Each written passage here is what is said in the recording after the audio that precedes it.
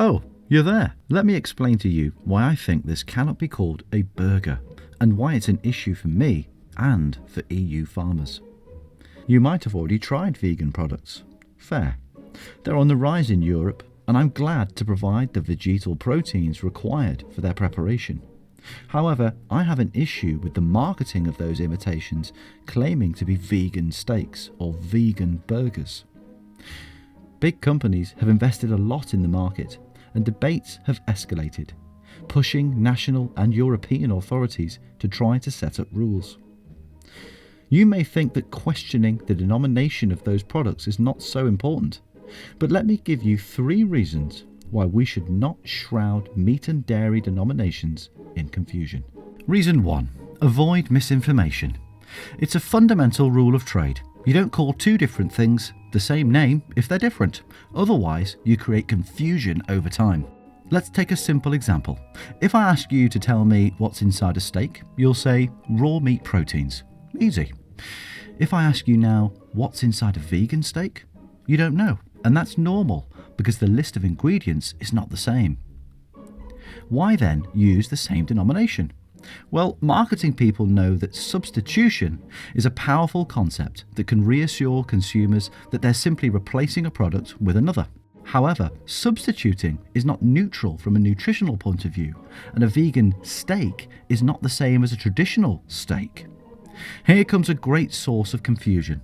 According to a study conducted in France on consumer perceptions, it was proven that 6 in 10 people believe that plant-based drinks can replace milk in terms of nutrition. 1 in 2 French people think that plant-based drinks provide the same nutrients as milk. And guess what? 1 in 3 French people think there is milk in plant-based drinks. If you want to know what's on your plate in the future, it's important not to accept exceptions today. Reason 2. Avoid cultural hijacking. Meat and milk denominations are deeply rooted in our cultural heritage. Butter, cheese, bacon, ham, steak, chops and salami are all traditional denominations that have been shaped over time. No one today needs to explain what these products are or what to expect when buying them. This is also why these denominations have never needed protection up until now. The industry of imitations has somehow been taking advantage of a European loophole and hijacking these powerful common denominations for their own gain. If we protect our local and regional heritage with PGIs and PDOs, we should be consistent and protect traditional denominations too. Reason 3.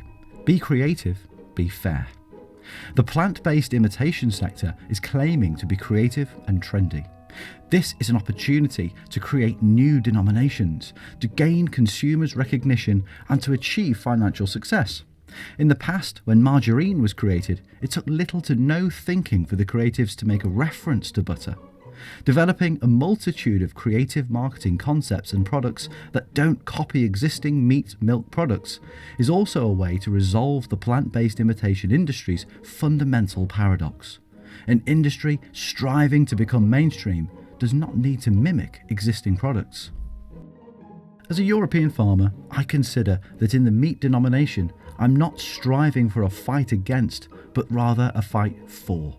A fight for consumers' information, for the preservation of traditional denominations, and a fight for a more creative plant-based industry.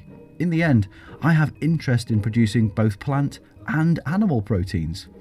I hope that debates going on in the European Parliament around this issue these days will recognise the importance of this claim and will establish a set clarity once and for all.